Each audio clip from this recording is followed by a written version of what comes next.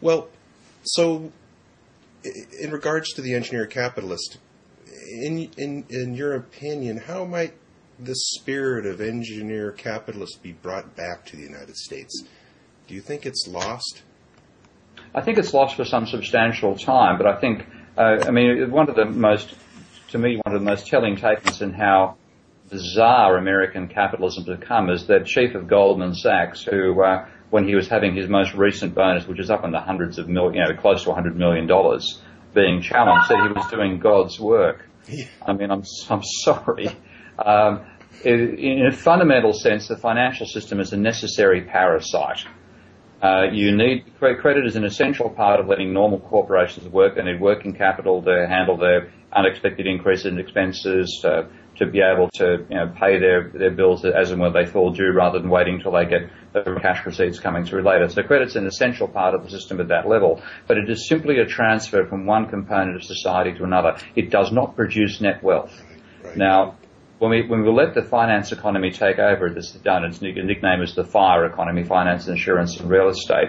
They are basically people involved in net transfers. And when you have an asset bubble going on, as you've had obviously in America very dramatically in both property and shares, they cream off that increase in capital, in the price of capital assets, with the fees they can charge, because lots of people the profits that they get out of superannuation, your 401ks and stuff like that, all comes out of that appreciating price level. They cream off that surplus, but they're not producing anything. They're actually undermining the wealth production of the society.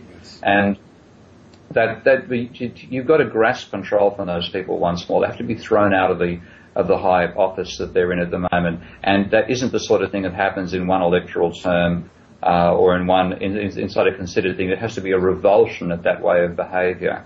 And of course, the last time around, it took us 20 years to get that point, from 1929 to the late 1940s, with the horror of the Great Depression, the Second World War in the meantime. I hope we have to go through anything quite that bad, but I think you need something which really means there's a visceral reaction against those people, and they just simply get pushed out, like Jesus throwing the money lenders out of the temple, something of that scale, before you really get back to giving engineers control.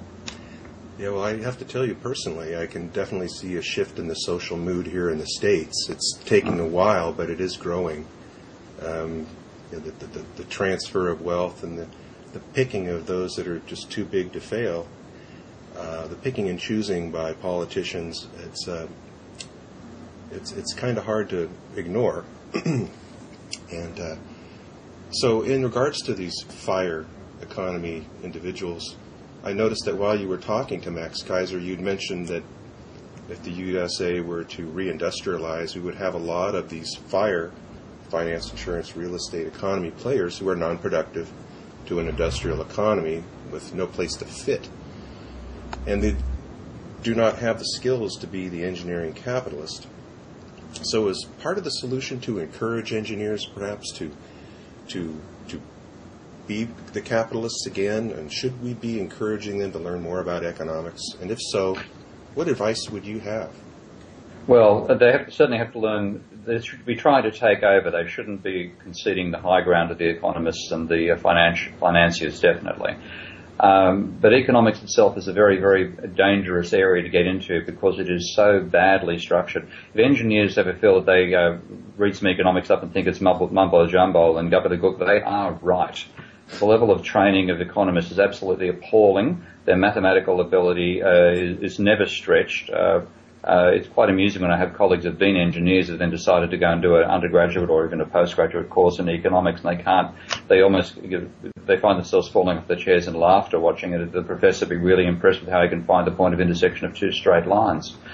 They don't study differential equations. They don't study dynamic systems at all. They have a complete ignorance about this. And for example, I'll give you one of my most favourite examples of this. A guy who's a deputy governor of our equivalent of the Federal Reserve challenged me for my focus on the ratio of debt to GDP in a meeting, on the basis that I was making a big mistake by comparing a stock to a flow. And I was, obviously it's a mistake to treat a stock as a flow or vice versa, and economists do that all the time. A great engineer turned economist called Mikhail Koleski once noted to a leading dissented economist that he discovered what economics was. It was the science of confusing stocks and flows.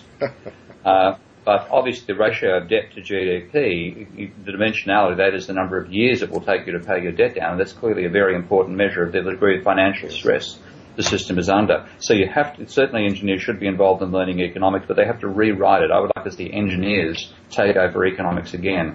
And on that basis, I would give, not again for the first time, because I think engineering has done far more to analyse dynamic systems than economists have got anywhere near. And really, we should be democratising economics and letting engineering departments teach it, because clearly there's been a failure by the monopoly economists in teaching genuinely realistic economics. So on that basis, the recommendation I'd make to economists, to engineers wanting to study economics is threefold. First of all, don't read any of the conventional textbooks. First of all, read one of two books. One's going to be very hard to get, by a professor of applied mathematics, since deceased in Australia, called John Blatt, B-L-A-T-T. He wrote a brilliant book called Dynamic Economic Systems. And that will give you an engineer's perspective on what's so wrong about conventional economics and what should be some of the ways to build a decent economics from a very, very basic foundation, unfortunately. Secondly, read my book, Debunking Economics. You realise just how appallingly bad the whole area of economics is. I left the mathematics out because I was trying to write for a non-mathematical audience, but any engineer will see the mathematics that lies behind that. And thirdly, look at the work of Mikhail Koleski, who was a Polish economist, a Polish engineer, trained under the Soviet system to some extent, who then moved to England during the Great Depression and reinvented a lot of the intelligent components of Keynes's work in a mathematical format. Now, if you look at the combination of those three, you may get the start of a decent theory. Also, physicists are getting involved in economics now. There's a group calling themselves econophysicists. So I definitely suggest looking at the work that they're doing.